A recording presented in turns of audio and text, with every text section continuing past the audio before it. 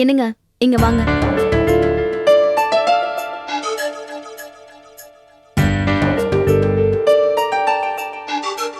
என்ன குழந்தைய எதுக்காக அனாவசியமா வெளியே தூக்கிட்டு போறீங்க? வெளியில எங்க தூக்கிட்டு போயிருந்தேன்? அக்கா கூட தானே வச்சு கொஞ்சிட்டு இருந்தேன். அதத்தான் வெளியிலன்னு சொன்னேன். ஏன் விஜய் இப்படி? இது பாருங்க, நீங்க கூப்பிட்டீங்க, நான் இந்த வீட்டுக்கு வந்துட்டேன். ஏன் குழந்தை என் எண்ணப்படிதான் வளரணும். கொடுங்க கொடுங்க.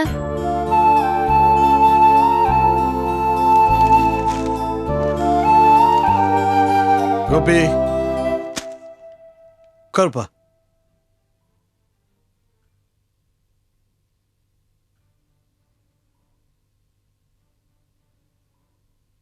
என்னடா பிரச்சனை? என்னப்பா இது? சின்ன விஷயத்தெல்லாம் பெருசாகிக்கிட்டு எதுக்கு எடுத்தாலும் சண்டை போட்டுக்கிட்டு ஏன் இப்படி பண்ணுது, எதுக்கு இப்படி நடந்துக்கிட்டு எதுவுமே புரியலப்பா. என்ன காரணம் உனக்கு உண்மையிலே தெரியலையா? வேற என்னப்பா? புடிவாதம்.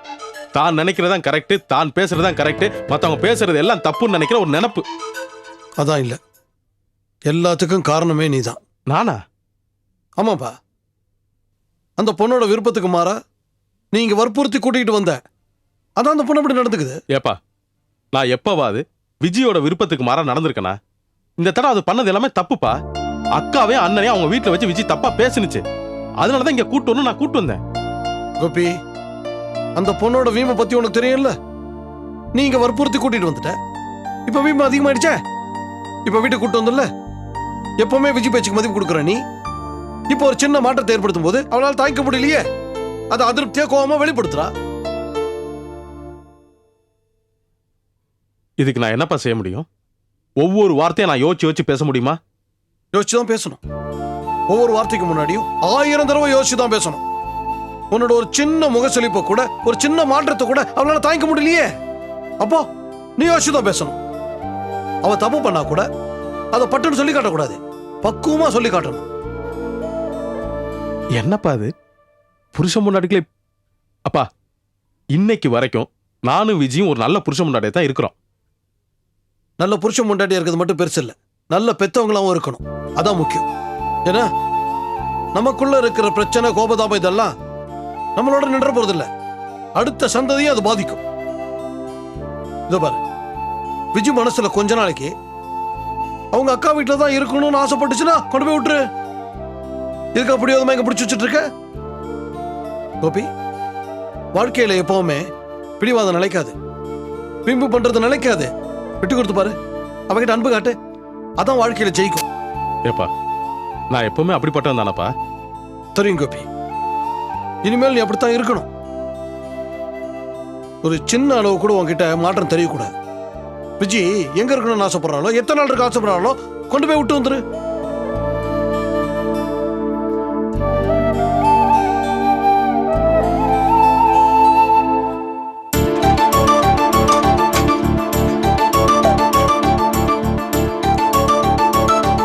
மாமா, வந்துட்டேன். மாமா.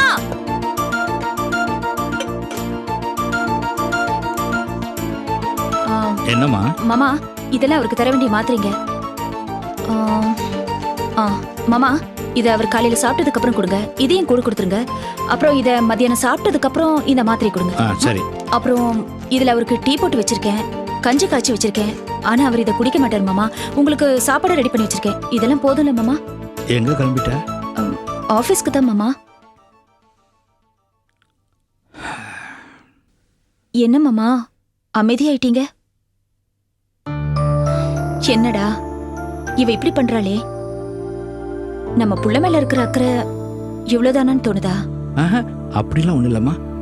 உன்னை பத்தி எனக்கு தெரியாதா? மாமா, எனக்கு உண்மையிலேயே போகணும்னு விருப்பம் இல்லை.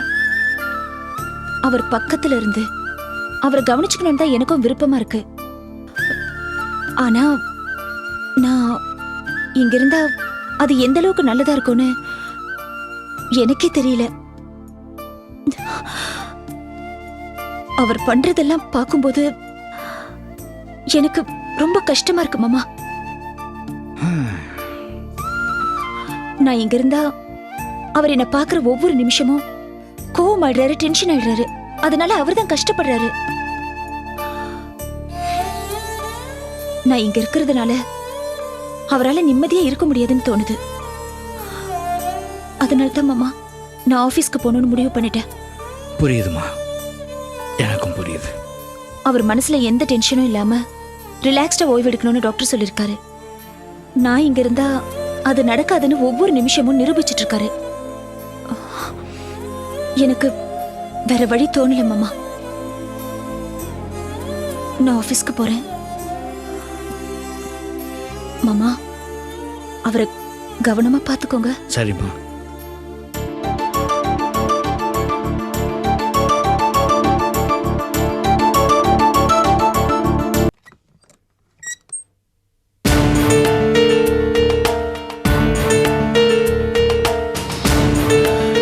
நான் என்னடி கதவை திறந்து உள்ள வரத்துக்கு முன்னாடியே வாசனை தூக்குது. காஸ்ட்லியான செண்டு போட்டிருக்கையாக்கும்.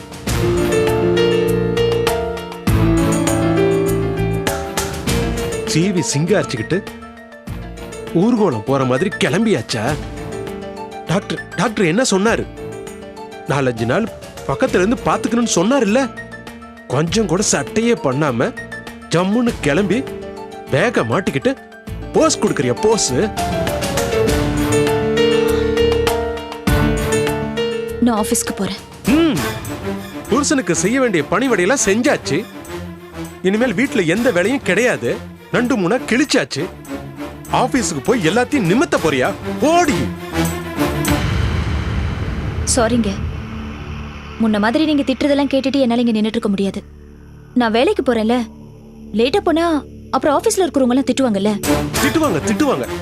சீக்கிரமா போய் அவங்க குடுக்கிற கிரீடத்தை தலையில தூக்கி வச்சுக்க. ஆபீஸ்ல நல்ல பேர் வாங்கணுமா? என்ன தவிர எல்லாத்திட்டையும் நல்ல பேர் வாங்கணும்னு ஒரு முடிவோட தான் இருக்குல்ல? போடி போ. புரிஞ்சுக்கிட்டா சரி. புரிஞ்சுக்கிட்டேன்டி. உனக்கு எவ்வளவு கொழுப்பு இருக்கு. நீ ஏன் இந்த மாதிரிலாம் ஆடுறன்னு புரிஞ்சுக்கிட்டேன். இன்னும் நீ நல்லா புரிஞ்சுக்கோங்க. உங்க மண்டையில ஏறது கொஞ்சம் கஷ்டம்தான். இருந்தாலும் கஷ்டப்பட்டு புரிஞ்சுக்க முயற்சி பண்ணுங்க. எல்லாருக்கும் நல்லவளா இருக்கிறேன்னா உங்களுக்கு மட்டும் ஏன் பிடிக்காம போயிட்டேன்னு யோசனை பண்ணி பாருங்க. அப்படி யோசிச்சாலாவது உங்களுக்கு உண்மை புரியுதான்னு பாப்போம்.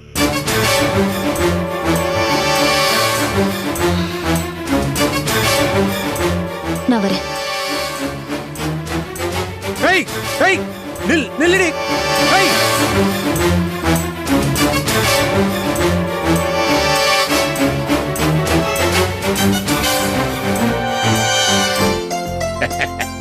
பாத்தியா சமத்தா பால் குடிக்குது பாத்தியா? அப்படித்தான் குழந்தை அழாம பாத்துக்கினேன் தானே. அப்பா உன் பொண்ணு குழந்தைக்கு எவ்வளவு பொறுப்பா விளையாட்டு காட்டு தெரியுமா? அழாம பாத்துக்குது பாரு. சிரிக்கிற பாத்தியா? எங்களோட எல்லாம் விளையாடிக்கிட்டே இருந்தா எனக்கு நேரம் போறதே தெரியல. தொழிலே மறந்துட்டு போ.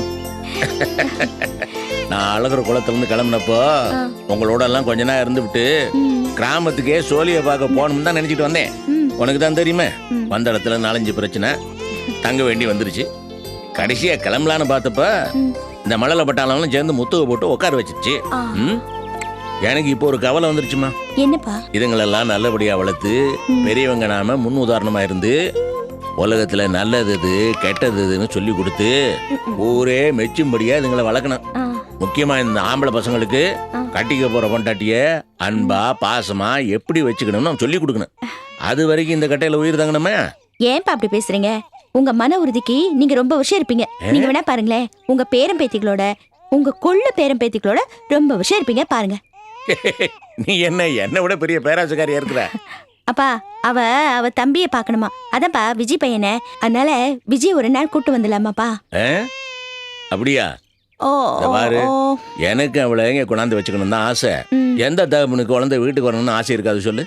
ஆனா இப்ப அங்க இருக்கிற நிலைமையில விஜயை நாம கூப்பிடக்கூடாது. ஏன்பா? ஆமாம்மா, ஏதோ அவங்க கொஞ்சம் நிம்மதியா இருந்துகிட்டு இருக்காங்க. அந்த நிம்மதியை நாமே கிடைக்கலாமா? இப்ப நாம போய் கூப்பிட்டோம்னு வச்சுக்க, போட்டிக்காக வீம்புக்காக கூப்பிடணும்னு சண்டைக்கு வருவாங்க. தேவையா இதெல்லாம்? அவங்களுக்காக நாம ஏன்பா பயப்படணும்? இது பயம் இல்லம்மா, அனுசரணை. ஏதோ காரணத்துக்காக கோபி மாப்பிள்ள கூட்டு போயிருக்காரு, இருக்கட்டும் நிம்மதியா விடு. அதான்ப்பா ஏன்னு புரியல. கோபி ஒரேடி அவங்க வீட்டு ஆள் பேச்சு கேட்டாரு. பேச்ச கேட்கலம்மா, இத நம்ம சரியா புரிஞ்சுக்கணும்.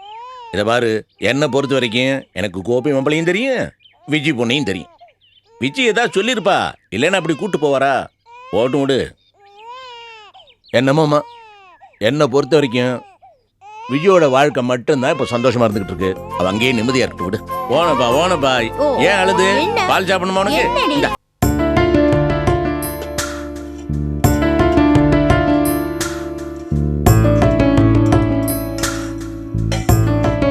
சரோ, என்னங்க செல்வம் எங்க? ராத்திரியெல்லாம் அவர் வீட்டுக்கு வரல, இப்பதான் வந்து குளிச்சிட்டு இருக்காரு. ராத்திரி எங்க போனா? தெரியலங்க. நீ கேட்கலையா? கேட்காம இருப்பேனா? கேட்டேங்க. ஆனா அவர் சரியாவே பதில் சொல்லல. அவர் முகம் ஒரு மாதிரி வாட்டமாவே இருந்துச்சு. செல்வம், செல்வம், காலைல தான் வந்தியாடா?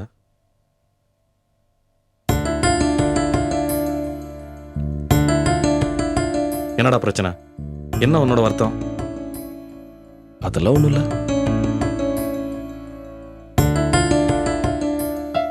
டேய், அந்த ரவி ஒரு அறிவு கேட்டவன், லூசு. அவன் பேச்சுக்காக எவ்வளவு வருத்தப்படுற?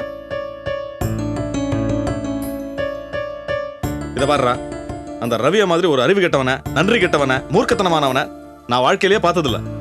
நான் அவனை ஹாஸ்பிட்டல்ல வச்சு கண்ணா பின்னான்னு திட்டி விட்டேன். நீ அவனை நினைச்சு உன் டயத்தை வேஸ்ட் பண்ணிக்காதடா. இல்லண்ணே, என்னோட வருத்தம் லீலாவை பத்தி தான். பாவம். அண்ணே, லீலா எனக்கு இல்லைன்னு தெரிஞ்சதுக்கு அப்புறம் அவளை பத்தின பழைய எண்ணங்கள் எல்லாமே என் மனசுல இருந்து தூக்கி எறிஞ்சிட்டேனே.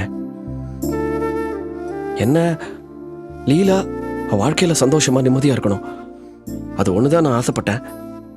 அது ஒண்ணுதான் தினம் தினம் நான் கடவுள்கிட்ட வேண்டிக்கிட்டு இருக்கேன்.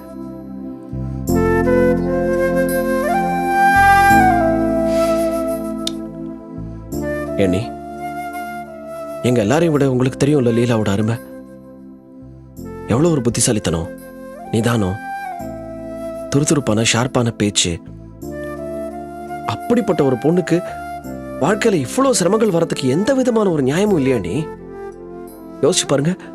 நம்ம வீடு மாதிரியோ இல்ல கோபி வீடு மாதிரியோ சிக்கல் பிடிச்ச சொந்த பந்தங்கள் யாருமே அவ புகுந்த வீட்டுல இல்லையா? நீ அதான் எல்லாத்துக்கும் சேர்த்து அந்த கிறுக்கு பையன் இருக்கானே.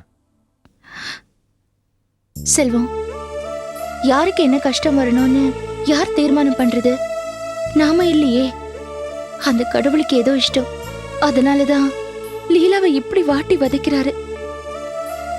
அதுதான் என்னோட வேதனையும். அதான் அதை குறைக்கணுங்கிறதுக்காக தானே நீங்க அவளுக்கு உதவி செஞ்சிருக்கீங்க. அவளுக்கு ஒரு நல்ல வேலையை வாங்கி கொடுத்துருக்கீங்க. விடுங்க செல்வம், லீலா ரொம்ப தைரியமான பொண்ணு. ஆமாண்டா, லீலாக்கு ஒரு அளவுக்கு எல்லாம் தெரியும். நீ அனாவசியமா மனசு போட்டு குழப்பிக்காத.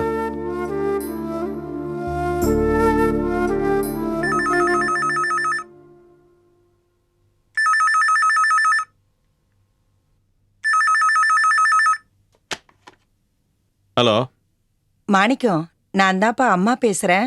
அம்மா, எப்படிமா இருக்கீங்க? நல்லா இருக்கேன்ப்பா. ஆமா, வியாபாரம் எல்லாம் எப்படி இருக்கு? பரவாயில்லாம போயிட்டு இருக்குமா. நடராஜ் எப்படிப்பா இருக்கான்? அவனுக்கு என்னம்மா, நேரத்துக்கு சாப்பிட்றான், தூங்குறான், ராஜாட்டம் இருக்கான். பிள்ளைய நல்லா பாத்துக்கப்பா. அவன் ஐஸ்கிரீம் எல்லாம் கேட்டா வாங்கி கொடுத்துறாத, அவன் உடம்புக்கு ஒத்துக்காது. சரிம்மா. இத பாரு, அவனுக்கு வாரம் தலைக்கு எண்ணெய் தேய்ச்சி குளிப்பாட்டி விடணும்ப்பா. சரிம்மா. அப்புறம் நம்ம கிழவி எப்படிப்பா இருக்கு? வந்துச்சுமா, நல்லா இருக்கு. டேய், அது வந்துச்சுன்னா அதுக்கு மாத்திரம் வந்து ஏதாவது வேணுமான்னு கொஞ்சம் கேட்டு வாங்கி கொடுப்பா. அதுகிட்ட காசு இல்லைன்னா கூட வாய் விட்டு எதுவும் கேட்காது. கண்டிப்பாம்மா, கிளவிக்கு செய்யாம யாருக்கு செய்ய போறேன்.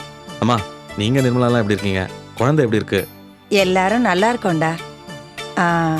மாணிக்கம், செல்வம் எப்படிப்பா இருக்கான்? நல்லா இருக்காமா. இத பாருப்பா, இந்த முறை அவன் மனசு ரொம்ப சங்கடப்பட்டுட்டான்ப்பா. பாவம், என்னையும் நிர்மலாவை நினைச்சு ரொம்ப சங்கடப்பட்டுட்டான்ப்பா. அவனுக்கு ரொம்ப நல்ல மனசுதான். பேச்சுதான் பட்டு பட்டுன்னு பேசுவானே தவிர பிரியத்தை வெளிப்படையா அவனுக்கு காமிக்க தெரியாது. மனசுக்குள்ளேயே வச்சு புழுங்குவான். அவன் குணம் அப்படி. ஆமாமா, நீங்க சொல்றது உண்மைதான். அவனை நல்லா கவனிச்சுக்கோப்பா. சரிம்மா. சரிப்பா, நேராவது நான் வச்சிடுறேன். சரிம்மா. சரி.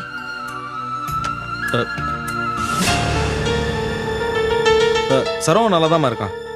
சொல்லிடுறேம்மா. வச்சிடுறேன். அம்மா உன்னை